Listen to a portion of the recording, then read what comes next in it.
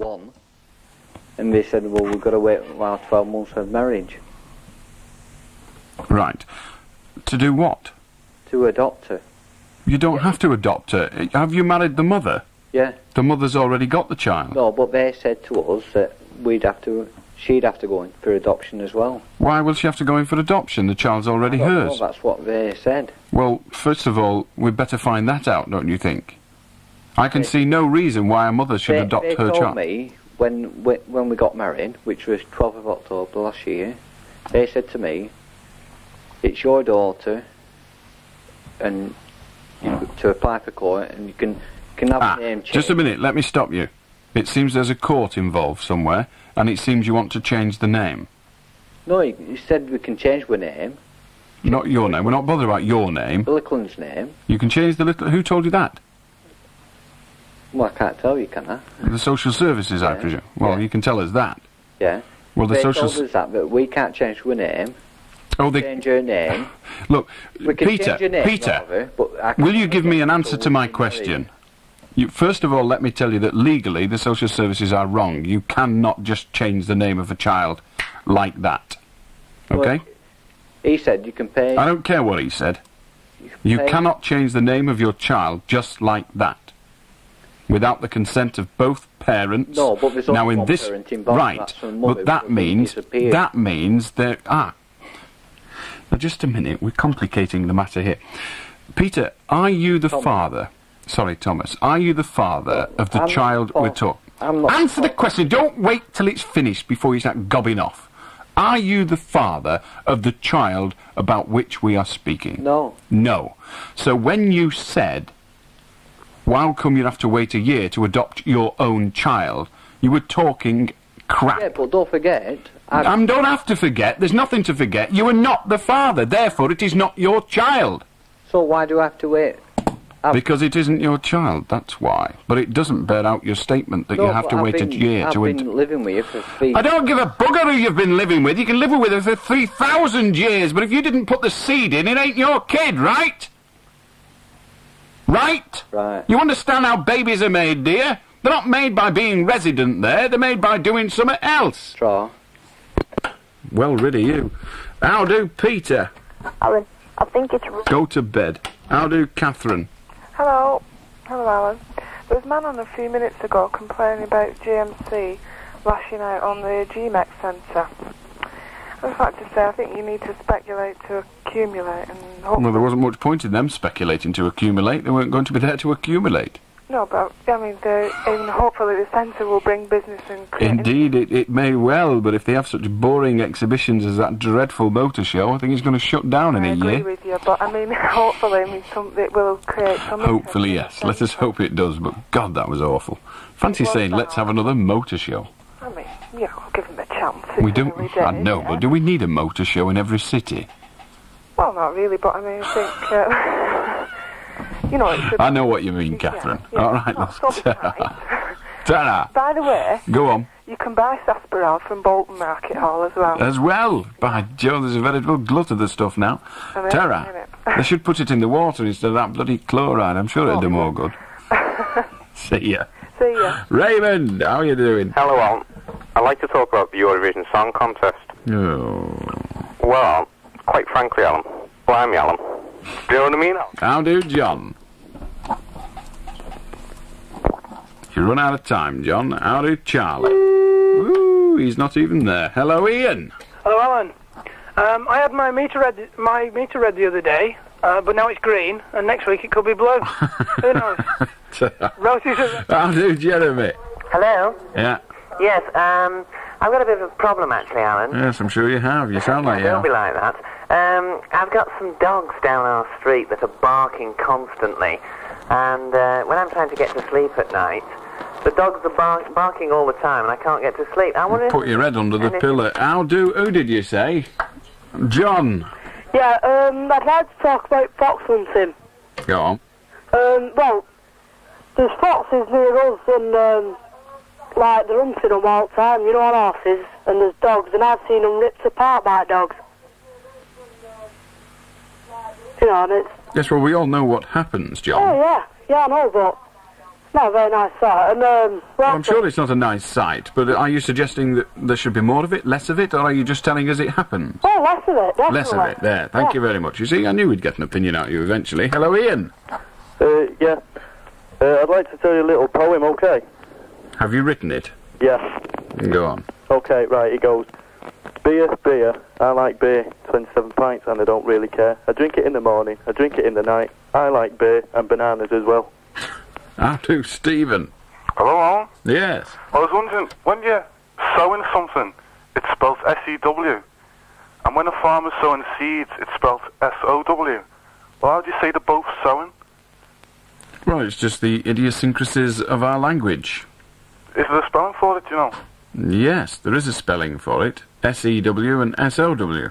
For when they're both sowing, though? I'm sorry? For when they're both sowing. What do you mean for when they're both sowing? Like, you could say, the farmer's in his field sowing. His wife's at home sowing. Yes. They're both sowing. They're both... Oh, I see! Oh, God.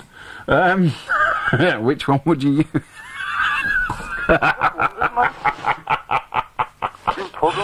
That is brilliant, Stephen. Alright. I don't know the answer. Find out what it is now. If I ever find out, I'll be sure to let you know. Alright, sure. Cheers, Tara.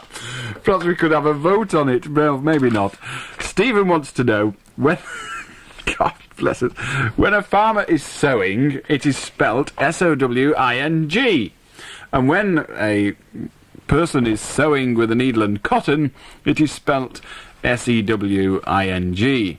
But if the statement, his wife was in the kitchen sewing whilst the farmer was out sowing the seed, that means they were both sewing. Which spelling would you have? And I'll tell you, I haven't a clue. Red Rose Radio. It's the place to come where shopping can be fun. The Newmarket Waterloo Road. Waterloo Road in Blackpool has a number of markets dotted along it, but two of them stand out from the rest, the Newmarket and M2 Market. They're both packed with top-quality bargains to give you peace of mind when shopping. The Newmarket and M2 Market are also convenient because they're directly opposite each other on Waterloo Road, Blackpool. Don't settle for anything else and don't be fooled by imitations. The Newmarket and M2 Market are the original and still the best. It's the place to come where shopping can be fun. The Newmarket Waterloo Road. Hey, you feeling blue? Because your car ain't right for you. Bradshaw's Car Delight. New and used, they've got it right. Cars with dealer bill. Lowest prices, it's a steal. Bradshaw's have today 400 cars to drive away. So who you gonna call? Bradshaw. Yeah. Press 54083. There's a car for you at Bradshaw. Who's the biggest Ford dealer? Bradshaw. And where'd you get the best deals? Bradshaw. I can't hear you. Hey, Bradshaw's. Right. Cresta Furniture, famous for quality bedrooms and kitchens, have now opened a fantastic new three-piece suite centre with a massive selection of suites to suit everyone. For a limited period only, we're giving away absolutely free a superb Ferguson 14-inch colour TV on selected suites. Don't miss this fabulous limited TV offer on now at Cresta Suite Centre, Rippleton Lane, Preston, opposite MFI. Telephone 709 638. Open Friday till 8 p.m. and all day Saturday till 6 p.m. You can help clean up crime and drug abuse in Lancashire by ringing Crime Phone on Preston 612222. The line's open 24 hours a day and any information you have will be treated in complete confidence. Lift a finger to help the police by ringing Crime Phone on Preston 612222.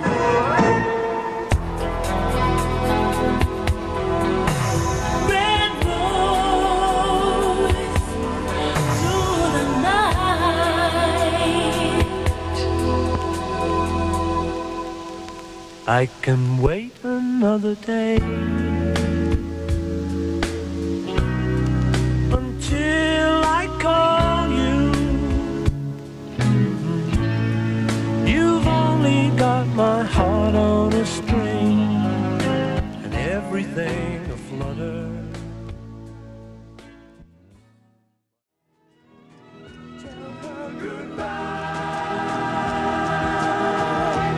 please.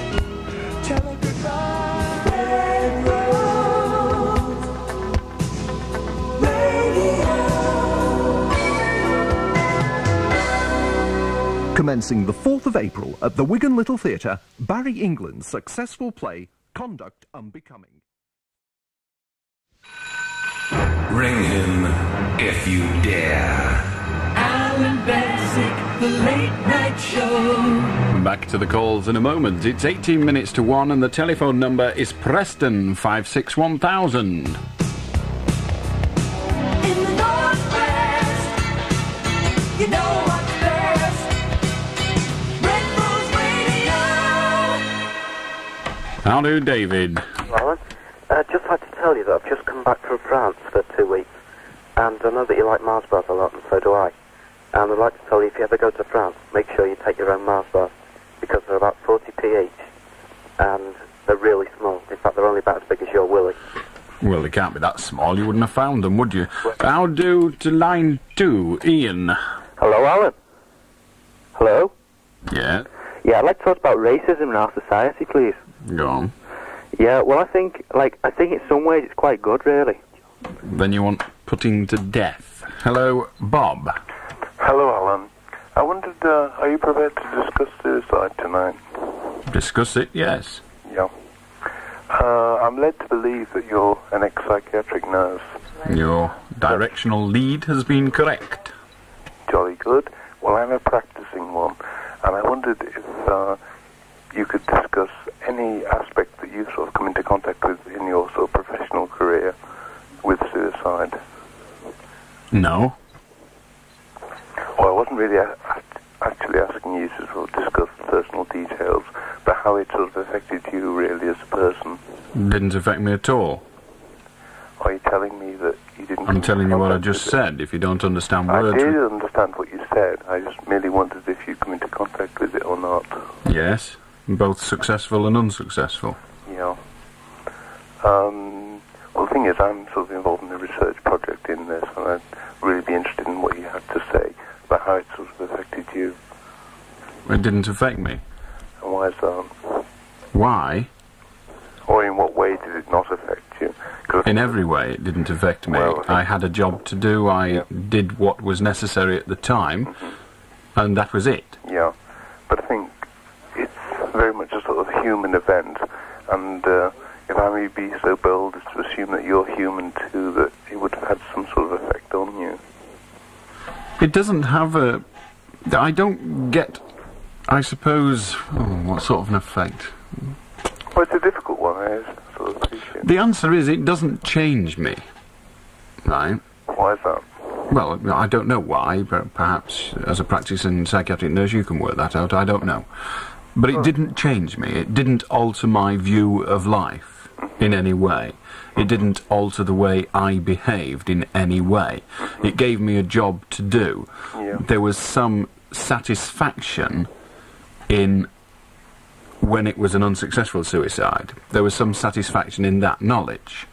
There was some disappointment in the knowledge that someone had managed to achieve to take their own life. Yeah. Disappointment not in that person. To a certain extent, an acknowledgement of the inadequacies within our system, and therefore within us as individuals, and ultimately within me as a person. But that is an acceptance. It doesn't change your life. Or it didn't change mine. No, I think so that's about as far as it goes, really. The system is inadequate. The system is unlikely to prevent suicide. Indeed, it is the system that causes attempted suicide. Well, I think life in general causes attempted suicide. Well, yes, but life in general is the system. Well, it is if you sort of adopt a system's approach to it. I mean, I accept that. I think what I'd like to ask you is, while I accept that the system that we both know exists within psychiatric hospitals sort of can't prevent suicide as a phenomena, would you accept that that there are some suicides which are a reasonable sort of solution to the sort of problems that the particular person perceives that he is in? It depends on whose reason you're using. The risk of sounding like an escapist, the word reasonable is meaningless. It isn't a reasonable solution to take your own life, as far as I'm concerned. Yeah, sure. But as far as the individual is concerned, obviously it seems like a reasonable solution at the time. Yeah. Having said that, I maintain that very few people who cause their own deaths intended to do so. Might I ask what evidence you have to support that particular position? The evidence is not very substantial. Well, it isn't, that's right. However, the only evidence I've got is my own experiences and bits of research, and of course it is impossible to research properly because you can't talk to those that succeeded. That's right. So you can only talk to those that didn't. However, many people who died as a result of suicide died because events did not happen in a normal way. There's the classic case of the supermarket manager who takes his own life or takes his overdose in such a way that he does it so that the people at the office will be aware he's not there and they can't get into the office, so they have to come round to his house and they find him comatose and they call the ambulance. And I maintain that that guy never intended to die. Now, they are the majority. Now, if it just so happened, as did on one occasion, I hasten to add, that the area manager was there at the time and let all the staff in, the guy died. Now, he wouldn't have done if events had gone according to the daily norm. And the way he sort of perceived it was going to happen. The way he envisaged it happening. Possibly even subconsciously. Yeah, well... We'll never know. We can't research. There is such a thing as a subconscious. I mean, the thing is... Well, I do. Well, that's perfectly fair. What I think I could sort of respond to that by saying is, does the person who attempts suicide, as opposed to the person who actually achieves suicide, I mean, does he actually sort of feel that there's sort of more distress in his life? Does that sort of make sense to you? The question didn't make much sense. Well, okay. You want to rephrase it? To clarify that, yeah. You seem to make some sort of dichotomy, really, between those who mean to die and those who mean to sort of make a statement about how they feel. Yes. Right? Are you saying that the distress that the person who feels very upset but doesn't want to die is somehow different from those who actually want to die? No, the stress isn't. I hope I didn't suggest that, but I would like to say straightforward, no. As far as I'm concerned, the person in that situation is unique. It is unique to them. It is unique when compared to all others. There are certain similarities, but it is also unique. And so, no, I don't have a dichotomy. I don't have any problem with the fact that there are two types. There's the type that succeeds and the type that fails. Indeed, failure and success are the wrong words anyway. Well, I think they are. I think you're right there, yeah. Could I ask you a sort of final question, which in one sense is a very sort of personal one, is why is it you're not a practicing psychiatric nurse anymore? There are lots of reasons. I got fed up of it. Not of the job itself. I got fed up of locked wards. I actually eventually said I will never lock another patient up. If we can't put staff in a decent ratio, then I'm sorry, I'm copping out. Yeah. And I will not lock the ward. And eventually, I understand that. Well, it's a personal point of view. It was just my own personal point of view. And I accept that. I didn't like some of the other things I saw happening. I do not like the existence of ECT. I think it is barbaric. And yes, I've seen it work, and yes, I've seen it fail. But academic, in either case, I think it is barbaric, and so I didn't approve of that. I think the psychiatric industry relies far too much on chemotherapy and absolutely no reliance at all on conversation, counselling, call it what you will. Dare I say that's rather a broad statement, but I mean, well, yes, it is a broad statement. Yeah, but I mean, we I can't. accept the notion of what you're saying. Yes, certainly, that there's a sort of preponderance towards sort of chemotherapy and so on. Certainly, that's true. 5 minutes with a psychiatrist. If you add up the time the patient. But do we need a psychiatrist, though, Alan? I mean, considering you were a psychiatric nurse, do we need a psychiatrist in that sense, in terms of sitting down and talking with somebody and perhaps giving them more than I don't think a psychiatrist is needed for that, no. But I think a psychiatrist, consultant psychiatrist at least, is needed to, in some way, try to understand the metaphysical problems suffered by the person. We have to eliminate certain physical problems. You know, just because a guy is catatonic doesn't mean to say he is schizophrenic.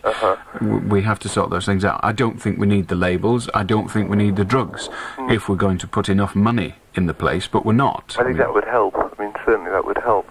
I mean, the thing is, I mean, I think a psychiatrist has a particular perspective to put, but I think that a psychiatric nurse and a other therapist, you know, has equally a perspective to put, and that in value they're sort of equal, if that makes sense.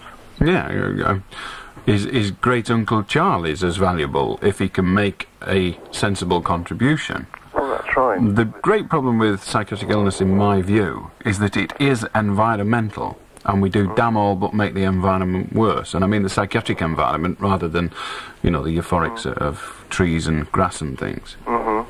We live in a society that creates values for people, for themselves, that they have no hope of achieving. Now, most of us come to terms with that.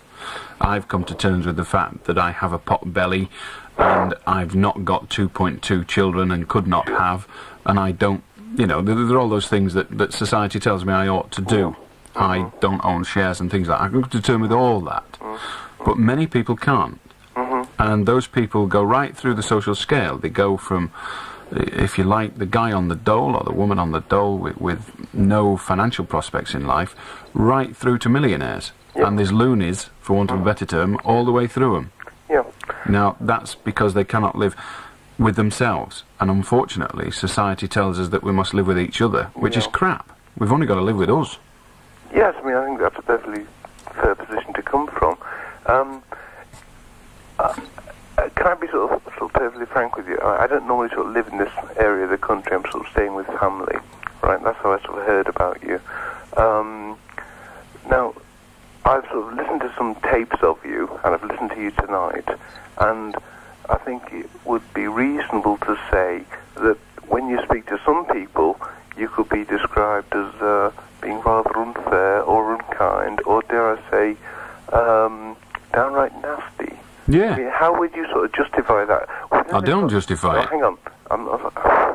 What I'm saying is really within the context of what you've just been saying to me about how unfair life is. Yes.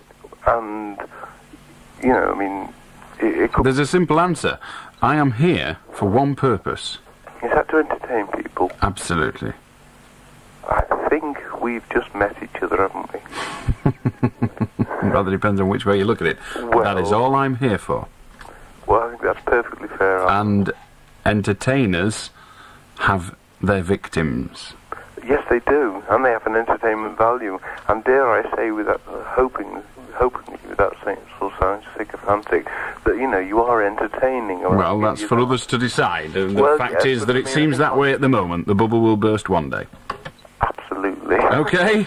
Cheers. Thank you very much. Enjoy your hospital. Ta-ra. How do David? Hello, Alan. Yep. Have you ever heard of a game called Trivial Pursuit? Oh, go and hang yourself. Because most people that take part in Trivial Pursuits do end up hanging themselves. I think it should be banned. I know there's people dangling off stairways and the like, and door jams all over the country that have been playing that bloody game. I can't understand, you know, why it's the world's most, you know, popular game and all this. Oh, it's dreadful. Don't touch it. I was up one night till about 4 o'clock playing it. It's just... I bet it gives people nervous breakdowns. Absolutely. It's a lunatic game. Have you ever played it yourself? Yes, I have. How long were you up to playing it? Well, I eventually said, I'm fed up of this. Because I get bored with games, I'm sorry to say. Bored with board games? I wonder if that's where they got the name, sorry. But I get absolutely bored with games. the only time I can sit still is if I'm reading. Otherwise, I want to be up and doing, and I get pigged off with games. Oh, and eating. I can sit still when I'm eating, except for me chops. Yeah, well, that's actually right. At the moment, there's eight sick people next door playing it. How many? 8. God, I thought you said 86. Anyway, David, I wish them luck. There'll be 4 dead by the morning. Hey? They're all drunk, he said. They're all drunk? Yeah. Oh, well, they'll probably understand it then. Ta-ra! See ya. It's the place to come, where shopping can be fun. The Newmarket Waterloo Road. If you want to shop for the real bargains, you'll be well advised to visit the Newmarket and M2 Market on Waterloo Road, Blackpool. They're over the road from one another, which makes shopping for bargains all the more convenient. But beware of imitations. When you've found the Newmarket, you've found the M2 Market, and vice versa. Shop at the Newmarket and M2 Market, opposite each other on Waterloo Road, Blackpool. They're the original, and they're still the best. It's the place to come, where shopping can be fun. The Newmarket Waterloo Road.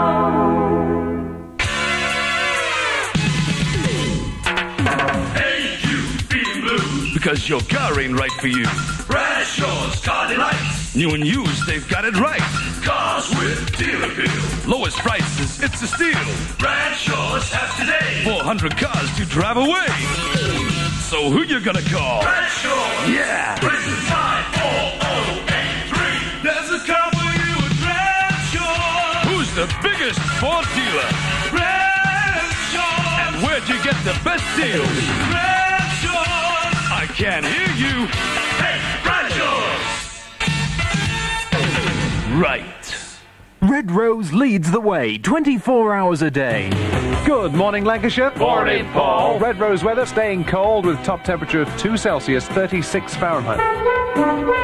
Traffic and travel now, here's Derek Webster. And some of the roads in the county are quite icy this morning, so the 9 o'clock news, this is Douglas Cameron. Here with Milliner this morning. Hello. Hello, David. We've got Susan on the line. Hello. Susan, you got enough fried freezer? Very good afternoon to you. Let's see if we can put 4 people in work in Lancashire today. And that will stop just about all nosebleeds. And at this point, Elvis Presley well ahead of David Bowie on our pop superstars. That doesn't convince anybody here, and it convinces very few over there. Red Rose reports, this is Fraser Shepherd. At the scene of yesterday's accident. Go! After the Red Rose non-stop top 20. And everyone in party mood. This is the whole atmosphere of the Preston Bronze. Oh, don't be giving me all that garbage. It's 2:30 in the morning on Nightline. And I hope you'll join me for the Network Chart Show. And your colleagues have put me up to this. Oh my goodness, I'm going to kill them. It's the Northwest's favourite radio station. Hello, Sarah. How do, Alan? I want to know when you're coming over this way near Colne. Me where? Colne and Burnley. I was in Colne at the beginning of... No, I wasn't. In the middle of March. Were you? Aye. When are you coming again? I don't know. I'm not coming for a while. We want you to come in August for us. In August? Yeah. Why? Because we want you to do something for us. What do you want me to do? Oh, I can't say over the telephone. Well, in that case, I probably wouldn't do it. No, it's nothing like that. I see. Well, send me a letter then and invite me. All right, then. All right. What's the weather like there? When, in August? No, now. I've no idea. I'm indoors. Well, can you not see out of a window? I can see out of one, yeah, but only into reception. Oh. And can you get dandelion and burdock there? Yeah, we can get dandelion and burdock and sarsaparilla and all that. Well, when you come and see us in August, you'll have to bring us some bottles because we can't get it here. I see. Well, I'll try to remember that. Put it in your letter. Okay. Ta-ra. Bye. I think she thinks I'm in the Outer Hebrides, you know. Can you get dandelion and burdock? She's only in Colne, for crying out loud. Never mind.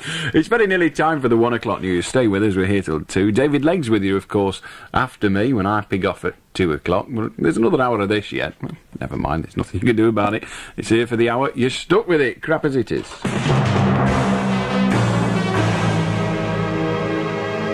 The 1 o'clock news, this is Mike Carson. Reagan for rejecting Russia's offer of a ban on nuclear testing.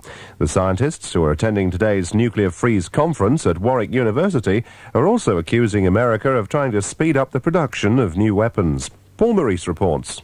United States Defense Secretary Caspar Weinberger admits that he doesn't want a comprehensive test ban treaty. As long as we have to rely on nuclear weapons, then it is essential that we know that they work, and it's essential, therefore, that we do the testing. But Dr. Jeremy Leggett, a senior lecturer at Imperial College in London, says evidence given in Congress shows that this is not the real reason for rejecting the test ban. The nuclear-pumped X-ray laser needs to be tested, and that is a cornerstone in President Reagan's dream. The Freeze campaign believes that now only Britain and the United States within NATO still want to go on testing nuclear weapons.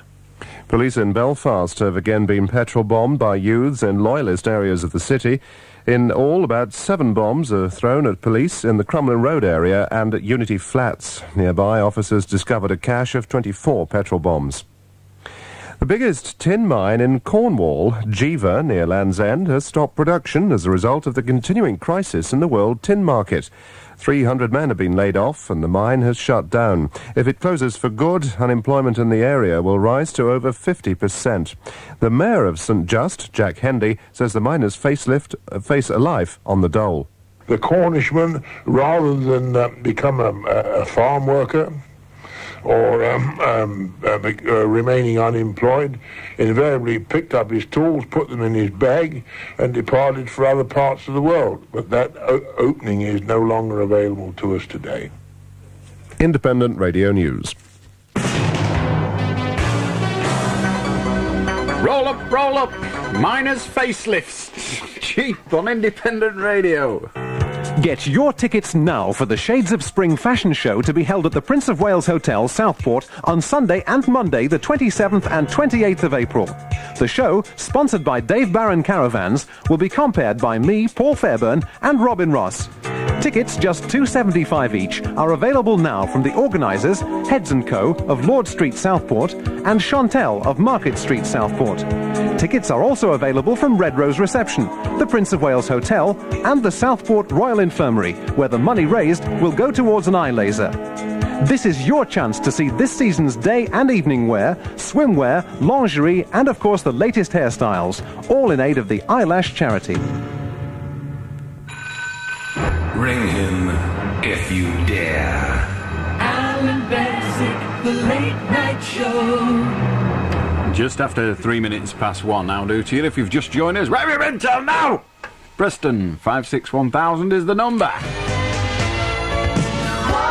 best in the Northwest?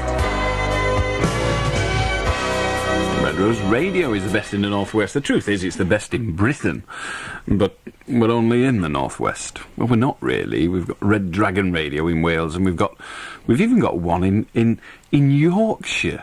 Yes, I know, I was shocked when I found out. It's amazing. Hello, Ian. Alan, I'd like to talk to you about how you say dogs are thick. Well, I don't say they're thick. That isn't within my terminology. I say they're stupid. Well, could it have something to do with the family that they're with? Because I've got a mate and his... Well, they're all stupid, so they're not all with families, but they're all stupid. Well, do you think it could rub off onto them if, like, this mate of mine is thick? And, well, I suppose if he's your mate, his intelligence is sure to be questionable. Why? Well, you're a barnpot, aren't you? No. Well, all the evidence so far is that you are. Howdy, Brenda. Hello. I think the Grand National is awful cruel, Alan. Why? Why? Because what about the horses that fall and get shot? Well, they don't... I mean, yes, some do fall and end up being put to death. But fall and get shot, you made it sound like a cowboy film. Oh, it's no cowboy film. I think it's ugly, the race. The ugly? Well, don't watch it. I don't watch it, but don't you think yourself it's a terrible race that's run? No. They keep that stadium open for, 12 months of the year, and there's only 2 races run. The Friday and the Saturday, 2 race days. Well, what's that got to do with it? Oh, don't you think it's ugly, the Grand National? The course or the race? Both. No, to both. Why don't you? Why don't I? Don't you think yourself that... I've just given you an answer to the question. You've asked it 3 times, I've answered it. What more do you want? I want you to say that it's ugly because... Well, I can't, because I don't think it is. Do you back in it yourself? No, I never gamble. You don't gamble? I just said that. Why do you repeat everything I say, Brenda? I don't know, Alan. Have you got a toe at the back of your foot? Have I got a what? A toe at the back of your foot, like all the other bloody parrots. Foot? Eh? Somebody's working me with my foot. Are they? Yeah. Oh, well, snap it off, love. How do Stephen? Hello, Alan. Can you tell me what ECT stands for? You keep on going on about it. Electroconvulsive therapy. What exactly does it do? Well, what it does is debatable, but what it is the application of a small electrical charge across the frontal lobe of the brain. In other words, they pass an electric shock through the front of the brain. They put a little electrical connector, a pad if you like, on the left-hand side of your head, just above the... just into the hairline back from the forehead. And then another one on the other side, and they pass an electric current through your head, through your brain. A very small electric current, I hasten to add, but that causes you to have what is known technically as a grand mal seizure, a fit. And that's supposed to help, is it? It does help. The evidence is that it does help in some cases. I tend to think that it doesn't help in very many cases, but there is statistics that I'm not aware of that can answer that question for you. I would have thought it a bit dangerous. Well, it is dangerous, but all medical application is dangerous, isn't it? If you have an operation, there is an element of danger. If you take drugs, there is an element of danger. If you have ECT, there is an element of danger. Normally, the danger is somewhat reduced, or at least the chances of physical harm from the seizure, from the fit, is reduced, because before they apply the current through your brain, they give you a muscle relaxant that stops, you know, the spasm that people have when they have fits. Their muscles become tense. Yeah. Well, it stops that. Chance of a heart attack, isn't there? Pardon? Chance of a, like, there is a chance of a heart attack, yes. It's a very slim chance, to be perfectly frank.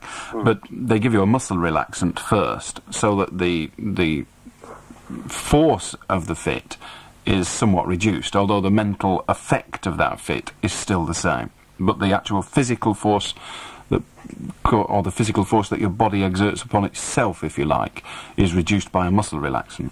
But that's what it is. It's an electrical charge through the brain. Oh, I see. Okay? Yeah, can I just ask you what you think about people with ginger hair? Yes, you can. I'll do to another Stephen. Hello, Alan. Yeah.